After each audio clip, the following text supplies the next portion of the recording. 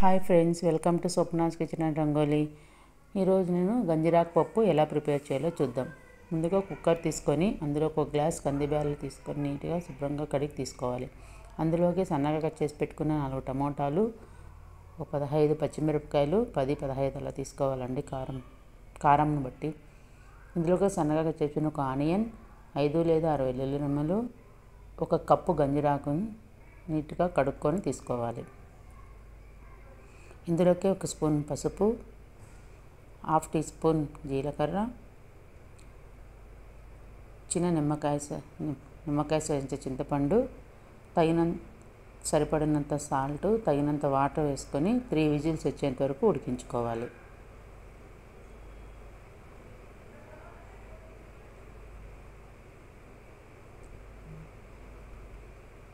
ఈ పప్పు అనేది గంజిరాకు పప్పు అనేది చాలా టేస్టీగా ఉంటుందండి. 3 విజిల్స్ తర్వాత పైన వాటర్ అంతా వంపుకొని పప్పు గిత్తితో బాగా వెనుపుకోవాలి. ఇప్పుడు స్టవ్ ఆన్ చేసుకొని ప్యాన్ పెట్టుకొని అందులోకి 2 స్పూన్స్ ఆయిల్ వేసి, ఆయిల్ కొంచెం వేడయ్యాక ఇందులోకి 1/2 టీ స్పూన్ ఆవాలు, 1/2 టీ స్పూన్ జీలకర్ర, సన్నగా కట్ చేసి పెట్టుకున్న ఒక ఆనియన్,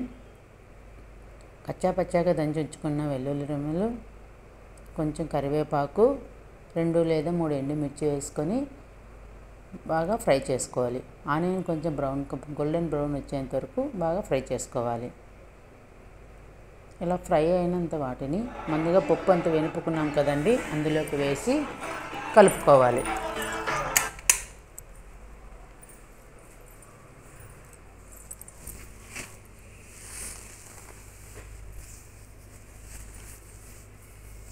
ఇప్పుడు ఈ పప్పునంతా సర్వింగ్ బౌల్లోకి తీసుకొని సర్వ్ చేసుకోవాలి. టేస్ట్ అనేది చాలా బాగుంటుందండి. నా వీడియో కానీ మీకు నచ్చినట్లయితే లైక్ చేయండి, షేర్ చేయండి, సబ్స్క్రైబ్ చేయండి. ఇది అన్నం లేక కానీ చపాతీ లెక్కని చాలా బాగుంటుంది. Thank you for watching.